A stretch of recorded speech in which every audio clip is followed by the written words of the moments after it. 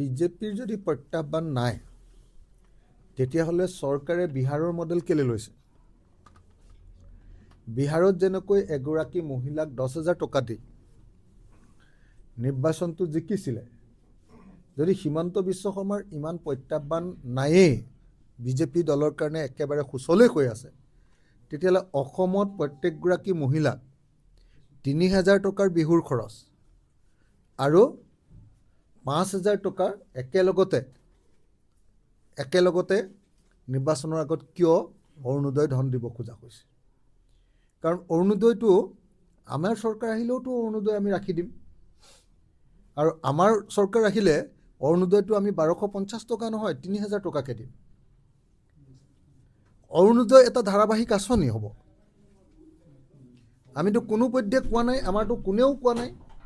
যে অৰুণোদয় আঁচনি আমি বন্ধ কৰি দিম সেইটোতো আমি কোনেও কোৱা নাই যি সময়ত আমি কোনেও কোৱা নাই যে আমাৰ অৰুণোদয় আঁচনিটো বন্ধ কৰি দিম সেই সময়ত চৰকাৰখনে কিয় আমালৈ ভয় খায় আমাৰ যেটো এলায়েন্স হৈ গ'ল হেতুতে ভয় খাই জানো হেৰি কৰা নাই হেতুতে ভয় খাই জানো এতিয়া একেৰাহে 4 মাহৰ অৰুণোদয় একেলগতে দিবলৈ জানো সিদ্ধান্ত লোৱা নাই 3,000 টকাৰ বিহুৰ খৰচ দিবলৈ জানো সিদ্ধান্ত লোৱা নাই এটো বিহাৰ মডেল হয় নে নহয় বিহাৰত যেনেকৈ একেলগতে টকা 10,000 দি ভোট লৈছিলে আৰু 10,000 দিয়াৰ পাছত কৈছিলে যে যদিহে তোমালোকে আমাক ভোট নিদিয়ে এই 10,000 টকাটো ঘূৰাই দিব লাগিব আৰু যদি ভোট দিয়া তাৰ পাছত আকৌ তোমালোকক ইমান টকা দিম বুলি কৈছিলে হিমন্ত বিশ্ব শৰ্মাই সেই একেটা মডেলকে লোৱা নাই জানো গতিকে তেওঁলোকে যে কৈ আছে যে বিজেপি দলৰ কোনো ধৰণৰ সমস্যা নাই বিজেপি দলে কোনো ভয় কৰিবলগীয়া নাই কিন্তু আমি লগে লগে দেখিলোঁ যে যেতিয়াই বিৰোধী দলবিলাক ঐক্যবদ্ধ হৈ গ'ল ঐক্যবদ্ধ হৈ যোৱাৰ লগে লগে তেওঁলোকে প্ৰত্যেকগৰাকী মহিলাক টকা 8,000কে বিতৰণ কৰিবৰ কাৰণে সিদ্ধান্ত ল'লে গতিকে ভয় খাইছে তেওঁলোকে আৰু মই আপোনালোকক কৈ থৈছোঁ মই শিৱসাগৰত থিয় হৈ কৈ থৈছোঁ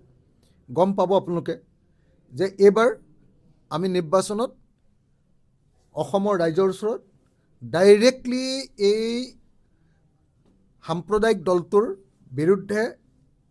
মহা অভিযোগ লগত লৈ এই চৰকাৰৰ দুৰ্নীতিৰ দস্তাবেজ লগত লৈ এই চৰকাৰৰ সাম্প্ৰদায়িক ৰাজনীতি এই চৰকাৰৰ গণতন্ত্ৰ হত্যা কৰাৰ ৰাজনীতি এই চৰকাৰে কেনেকৈ ব্যৱসায় বাণিজ্য সম্পূৰ্ণৰূপে মানুহৰ ধ্বংস কৰি দিলে আৰু কেনেকৈ বস্তুৰ মূল্য বৃদ্ধি কৰি জনতাক চলিব নোৱাৰা কৰি দিলে তাৰ কমপ্লিট দস্তাবেজ লগত লৈ যাম আপোনালোকে চাগে দেখিছে কালি হিমন্ত বিশ্ব শৰ্মাই 1 জানুৱাৰী তাৰিখৰ দিনা কৈছিলে যে অসম সাংঘাতিক ধৰণে এতিয়া ডেভেলপমেণ্টৰ ক্ষেত্ৰত কি কয় আপোনাৰ ৰেভিনিউ সংগ্ৰহৰ ক্ষেত্ৰত তেখেতে কৈছিলে তাৰপিছত পাৰ কেপিটা ইনকামৰ ক্ষেত্ৰত আৰু GSDPৰ ক্ষেত্ৰত অসম 1 নম্বৰ বুলি কৈছিলে মইতো কালি দেখুৱাই দিলোঁ যে অসম গোটেই ভাৰতবৰ্ষৰ ভিতৰত দৰিদ্ৰতাৰ ক্ষেত্ৰতহে 4 নম্বৰ দৰিদ্ৰতাৰ ক্ষেত্ৰতহে 4 নম্বৰ যেনেকৈ আটাইতকৈ দৰিদ্ৰ ৰাজ্যৰূপে পৰিগণিত হোৱা বিহাৰত 10,000 টকা দি ভোট ল'বলগীয়া হৈছে 4 নম্বৰ দৰিদ্ৰ ৰাজ্যৰূপে প্ৰতিষ্ঠা কৰা অসমত 8,000 টকা দি ভোট ল'বলগীয়া হৈছে কালিতো মই দেখুৱাই দিলোঁ আপোনালোকক সংবাদ মাধ্যমক দেখুৱাই দিলোঁ মই আজি আপোনালোকৰ হাতত সেই কপিটো দি যাব পাৰোঁ য'ত মই দেখুৱাই দিম যে তেওঁলোকে মাংস উৎপাদনৰ ক্ষেত্ৰত আজিৰ দিনটোত অসমখন 36খন ৰাজ্যৰ ভিতৰত 22 নম্বৰত কণী উৎপাদনত আমি 18 নম্বৰত কিন্তু যি সময়ত উৎপাদনৰ ক্ষেত্ৰত সবতে তলত বিদ্যুৎ উৎপাদনৰ ক্ষেত্ৰত 28 নম্বৰত উৎপাদনৰ ক্ষেত্ৰত যি সময়ত সকলোতে তলত আমি ওপৰত কিহত মূল্য বৃদ্ধিৰ ক্ষেত্ৰত আমি ওপৰত দৰিদ্ৰতাৰ ক্ষেত্ৰত আমি ওপৰত মাল্টি ডাইমেনশ্যনেল পভাৰ্টি ইনডেক্সত আমি 4 নম্বৰত আমি কিহত ওপৰত আমাৰ সন্তান জন্ম দিওঁতে মাতৃৰ মৃত্যুৰ ক্ষেত্ৰত আমি ওপৰত আমি সন্তান জন্ম দিত সন্তানৰ মৃত্যুৰ ক্ষেত্ৰত আমি ওপৰত স্কুলৰ পৰা আধাতে স্কুল এৰাৰ ক্ষেত্ৰত আমি অসম ভাৰতবৰ্ষৰ ভিতৰত 1 নম্বৰ। অথচ শিক্ষামন্ত্ৰী কোন আছিলে, স্বাস্থ্যমন্ত্ৰী দীৰ্ঘদিনৰ কোন আছিলে? গতিকে মই ভাবোঁ যে হিমন্ত বিশ্ব শৰ্মাই আমি যেতিয়া বিৰোধী দলবিলাক ঐক্যবদ্ধ হ'বলৈ ল'লোঁ, লগে লগে তেওঁ আপোনালোকে নিশ্চয় দেখিছে যে হিমন্ত বিশ্ব শৰ্মাই টিকেট ভাগ কৰিব AGP আৰু UPPL আৰু BPF। কিন্তু কথা কৈ আছে কাৰ? কৈ আছে যে ৰাইজৰ দল, জাতীয় পৰিষদ এইবিলাকক মানে 26টা দিলেও বেছিহে হয়। কেলে? সেইটোতো তেওঁ কাম নহয়, সেইটো কাম আমাৰহে। সেইটো কামত তেওঁ কিয় মাথাটো লগাইছে? কাৰণ কথাটো এটাই, তেওঁলোকে জানে যে কেনেবাকৈ ৰাইজৰ দল আৰু জাতীয় পৰিষদ যদি কংগ্ৰেছৰ লগত লগ লাগে তেতিয়াহ'লে উজনি অসমখন তেওঁলোকৰ খতম, বিজেপিৰ কাৰণে শেষ,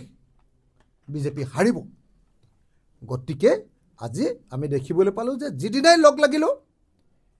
তাৰ দুদিনৰ পাছতে 8,000 টকাৰ ঘোষণা কৰি দিলে। আৰু তাৰ পাছত আজিতো আমি লগ লাগোঁতেই কাইলৈ যেতিয়া ছিট বিতৰণ কৰি আমাৰ লগত কাজিয়া নোহোৱাকৈ ধুনীয়াকৈ ছিট বিতৰণ কৰি দিম, তেতিয়াতো কি কৰে ঠিক নাই। গতিকে মই ৰাইজক কৈছোঁ, আমি বিৰোধী পক্ষ একলগ হৈছোঁ, এইবাৰ এই অত্যাচাৰী চৰকাৰখনক আমি বদলাম। কিন্তু তাৰ আগতে এই চৰকাৰখনে যিমান পইচা দি লয় আপোনালোকে লৈ লওক। অৰুণোদয়টো অসমৰ মুখ্যমন্ত্ৰীয়ে মোক কৈছিলে যে 3,100কে দিম। মই বিধানসভাত কওঁতে তেওঁ ক'লে যে 3,100কে দিম। মই 3,000কে দিবলৈ কৈছিলোঁ যে আপুনিতো 3,000কে দিম বুলি কৈছিলে, 3,000কে দিয়ক। আৰু মই কৈছিলোঁ যে অসমৰ প্ৰত্যেকগৰাকী মহিলাক অৰুণোদয় দিয়ক। এতিয়া যে 8,000টো দিবলৈ লৈছে, সেইটো অকল অৰুণোদয় মহিলাসকলক নহয়, অসমৰ চাকৰি নথকা প্ৰত্যেকগৰাকী মহিলাকে মই এই 8,000 টকাটো দিবলৈ দাবী উত্থাপন কৰিছোঁ। আৰু আমাৰ বৃদ্ধসকলক 250 টকাৰ পেঞ্চনটো 4,000 টকা কৰিছে, মই সেইটো 4,000 টকা কৰিবলৈ দাবী জনাইছোঁ। আমাৰ বৃদ্ধ পেঞ্চন 4,000 হ'ব লাগে। আৰু বিধৱা পেঞ্চন 300 টকা যে আছে, বিধৱা পেঞ্চনটো 4,000 কৰিব লাগে। আৰু আমাৰ এই যে ফিজিকেলি চেলেঞ্জ মানুহবিলাক, যিবিলাকক আগতে 1,000 টকাকৈ দিছিলে, তাৰপিছত সেইটো অৰুণোদয় কৰিছিলে, এতিয়া অৰুণোদয়টো তেওঁলোকে নাপায়, গতিকে তেওঁলোককো 4,000 টকাকৈ দিবৰ কাৰণে মই দাবী উত্থাপন